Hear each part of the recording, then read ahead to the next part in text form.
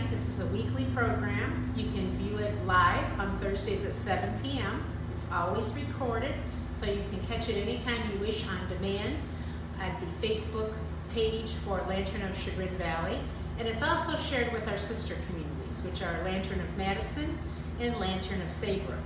They also have a weekly program, and all of our topics relate to caregiving issues for residents and families that are really important topics that people ask us about all the time. We also post our weekly programs on LinkedIn, as well as now YouTube. So if you're a YouTube watcher, we'd like you to be a subscriber. So in any of these social media pages, we invite you to like our page, certainly share our page, subscribe to the page, whatever you prefer, and we definitely want your comments. We want to know if this information is beneficial to you. We also want to know if this is information that you need to know more about. Would you like to have a second session? Would you like to have a different topic covered, a particular speaker, someone you've dealt with as a caregiver or family member, and you'd like to have them be a guest on our program? So again, we're so happy to be having you with us tonight as you tune in for Carolyn's Caregiving Connection.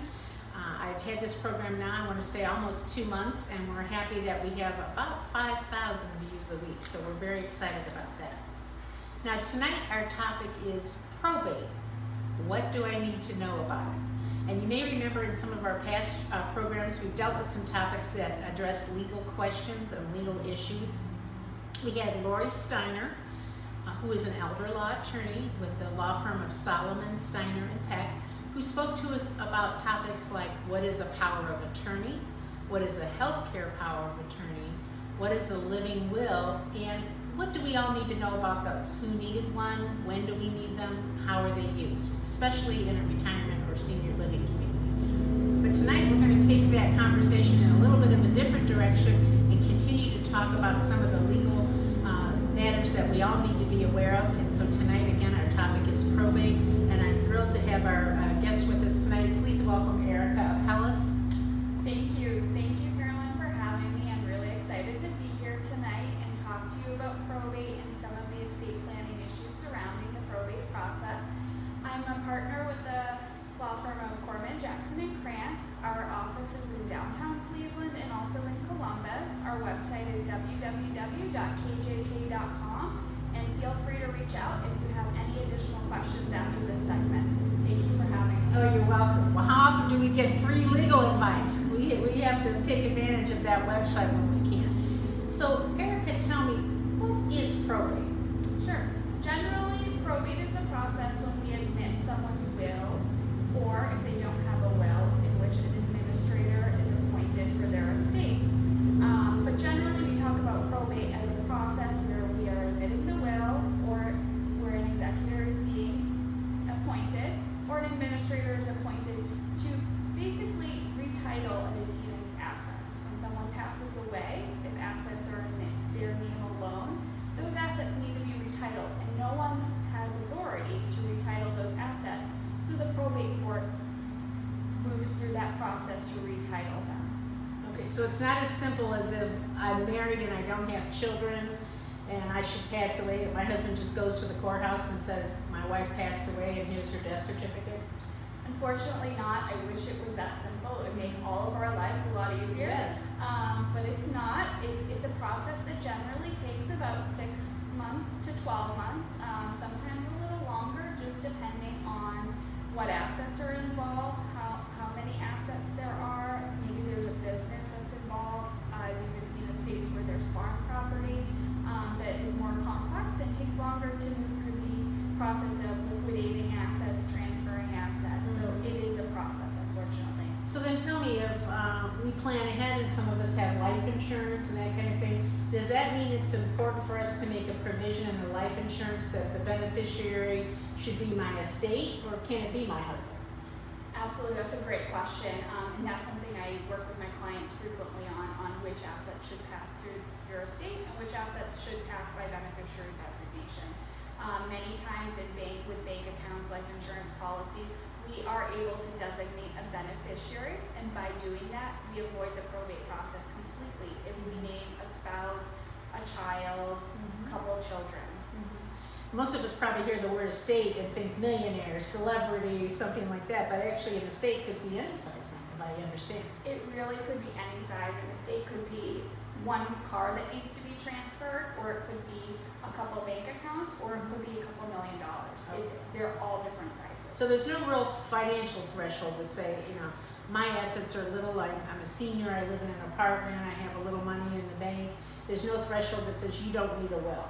Not really, and I find in my practice the estates that are smaller tend to be more time consuming and a little more disorganized, which leads to more costly administration than the estates where someone's worked with counsel and an attorney to make a plan that makes sense for their asset level and for their needs. Okay, perfect.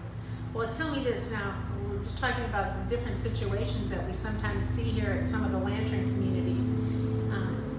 What if I've been widowed and then I've either remarried, or perhaps I've even been divorced and remarried? How does that enter into the whole probate? It takes a little bit more planning? Sure, it absolutely takes more planning. That's something I see frequently are second, third, maybe even fourth marriages where there's children from various marriages. It gets very complicated, and the laws that without a will, the laws where property passes may not be what your intention is. And if you each have children from different marriages, I frequently recommend trust planning to ensure that both children from both sides are being accounted for and considered. Because if one of you were to pass before the other, one half of those children from from your spouse may receive nothing. Okay. So you could effectively disinherit your children by accident, which is unfortunate. That would be unfortunate. It's very unfortunate, and it leads to a lot of family Oh, conflict. sure. Now tell me, what if I have things that are important to me, like my grandmother's ring that I want my daughter to have, or military memorabilia from my husband that I want her son to have? Does that really need to all be in a will, or can I trust that Lucy will let Sally have the ring and they'll know my wishes in a personal note? That's a great question. When I have clients who have long lists of items that they want to leave to specific people, I frequently recommend that they use a memorandum that I help them draft, where they list out each gift and list out who should receive that gift. And that's the most effective way to do it. And then either your trustee or your executor or your administrator will provide those gifts to those individuals. So speaking of executor of a will, if I have a will and I work with my attorney and I prepare one and I name someone as executor, should I tell them in advance, or is it okay if they find out after the fact? That's a really common question. So I always recommend having a conversation with your executor or trustee. Let them know that you're considering them for that role. Make sure that they are okay with that role and they understand what that role involves. Because it may be someone who's at a point in their lifetime when they can't deal with that. They have too many other personal issues, financial issues, so that it's definitely a conversation that is worth having. Because it could take a lot of time, disposing of someone's home and their financial affairs and that kind of stuff. It's very time consuming, and you should also have a conversation with them about whether they should be paid or not for that role, because it does take up a lot of your time. They may have to take time out of their work day to accomplish some of these things. Would you say there's any guesstimate on what percentage of the people do receive some reimbursement for things like mileage or expenses? Sure. I don't know if there's a percentage. It really depends on who the executor is. If it's a family member, most of the time those family members will not accept payment. Okay.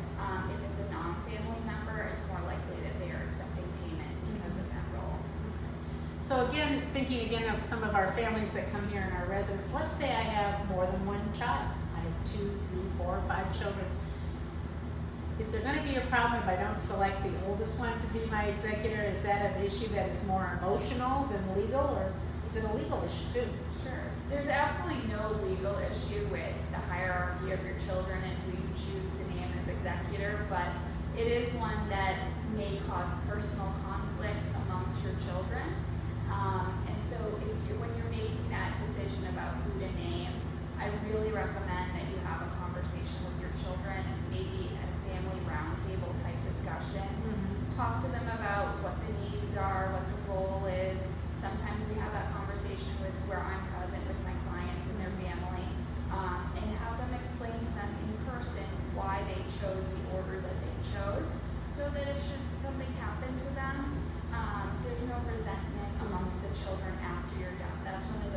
unfortunate things is siblings fighting after someone's That's the death. ultimate sibling rivalry, I can Yes. imagine, yeah. So in that scenario, they wouldn't really have to see my will, they would just know that they would be named as the executor. Yes, your will, you do not have to show anyone a copy of your will. It's something you can keep private if you wish to do so. You would just let them know that you've selected them for that role. So now, in the olden days, I can remember my parents saying, I'm gonna write my will on a piece of paper like this, as if that were the legal document. Is that still true, or do we really need to have a true attorney involved, a legal document, and have it like recorded at the courthouse? Sure.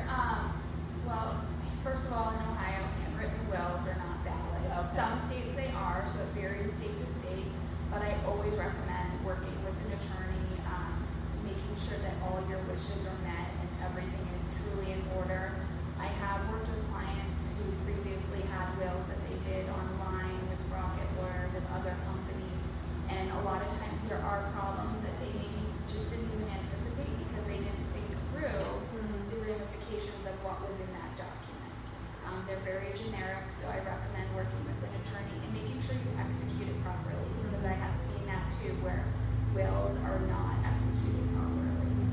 So I'm not gonna be on my deathbed with a piece of notebook paper. or anything like that. Unfortunately, not in most states. Okay, all right. So when we're thinking ahead to, again, planning, let's say I was in my early years when we first got married, my husband and I did a will, and maybe that was pre-children. Our children could have all been toddlers.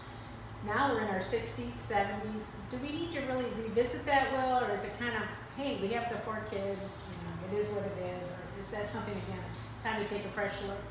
I absolutely recommend revisiting your will, taking a look at it every time there's a major life change, which I assume between your 20s and age 60, there would be some major changes, and you might want to make some changes to serving as an executor. I assume if you had minor children maybe in your 20s, you don't need a guardian for them anymore. Right. So there's lots of provisions that you would want to revisit and take a second look at.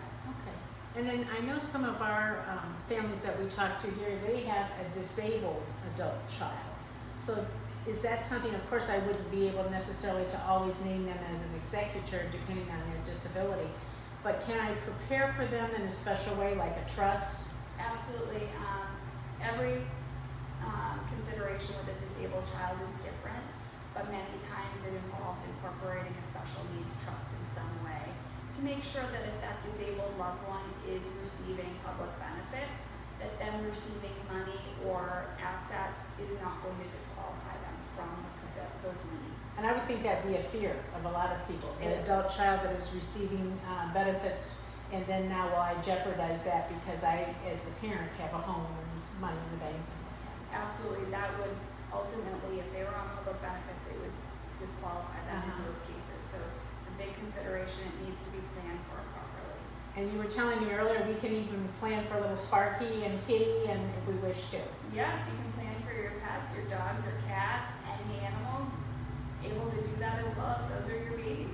Well, I'm thinking that'll be my scenario. I'll be planning for Millie, so anybody wants to marry Millie in a few years, she'll be a rich little doggy.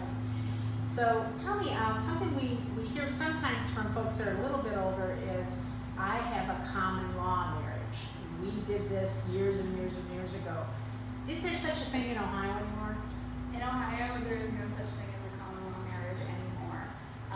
So that's an important consideration if you are living long-term with your partners, or if you consider them your spouse.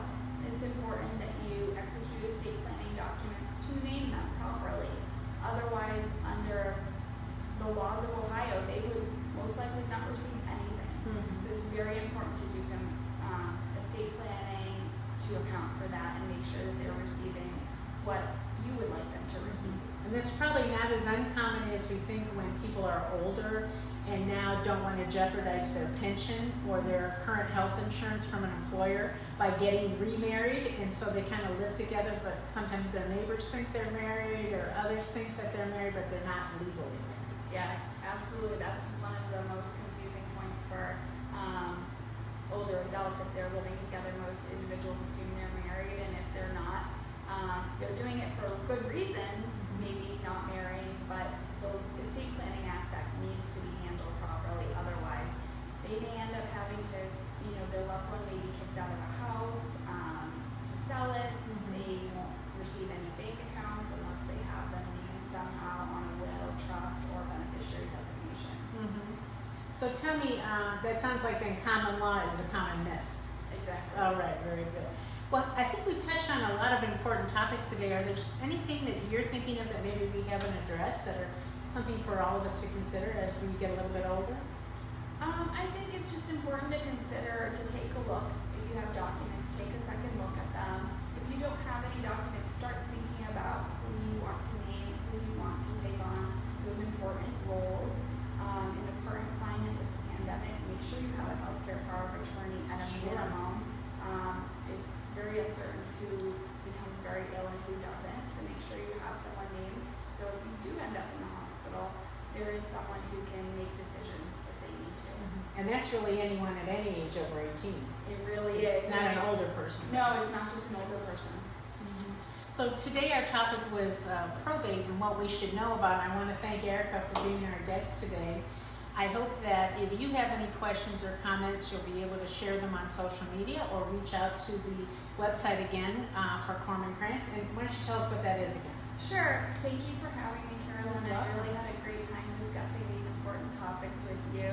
And again, if anyone would like to reach out, my name is Erika Apelis. I'm a partner in the Estate and Wealth Planning Group at Kohrman, Jackson & Krantz. My practice focuses on estate planning, Elderlaw, which includes long-term care planning and Medicaid planning. My website is www.kjk.com. Feel free to reach out if you have any questions. It was a pleasure to meet all of you tonight. Well, thank you so much. And I think the biggest takeaway tonight is plan ahead. Our life is uncertain. We don't know what tomorrow brings, but we know that we can try to plan for some scenarios that are common to people in our age demographic, if you will. So I want to thank all of you again for tuning in tonight and each week. We invite your comments and questions. We certainly hope that you'll like, share, and subscribe to our various pages.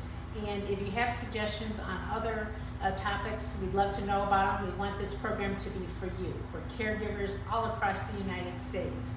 And I look forward to our next edition of Carolyn's Caregiving Connection. And until then, I send you my best for today and always. Thank you. Turn this off.